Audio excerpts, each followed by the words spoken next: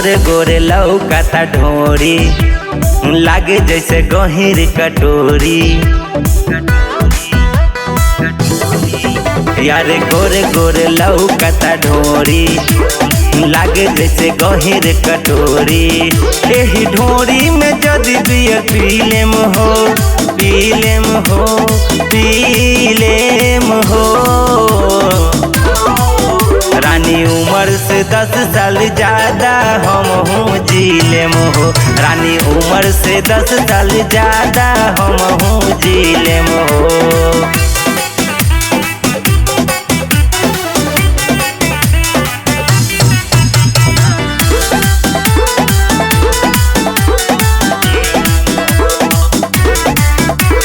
चढ़ल बा काछे जवानी तोहर, ऐसे ना उघार चला। तोप के राख दोनों जवानवा, रहिया जनी झार चला।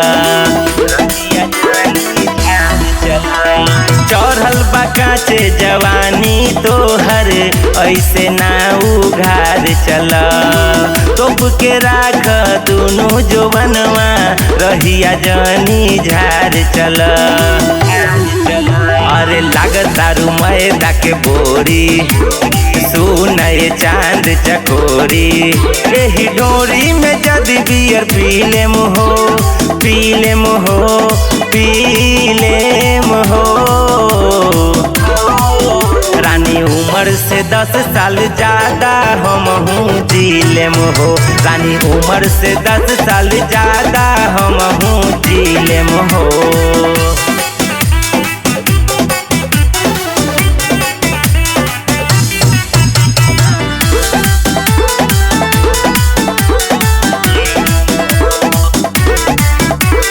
कद जवानी हमरा नामे केहू नहीं बोली हो। जदि केहू आँख दिखाई, खाई सीधा गोली हो।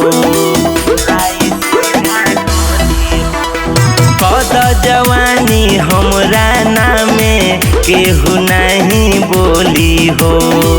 जदि केहू आँख दिखाई, खाई सीधा गोली हो। अरे बारूद हो छैल छबीली, अखिया बतहर नसीली। तहर कोरा में असही जीलेम हो, जीलेम हो, जीलेम हो।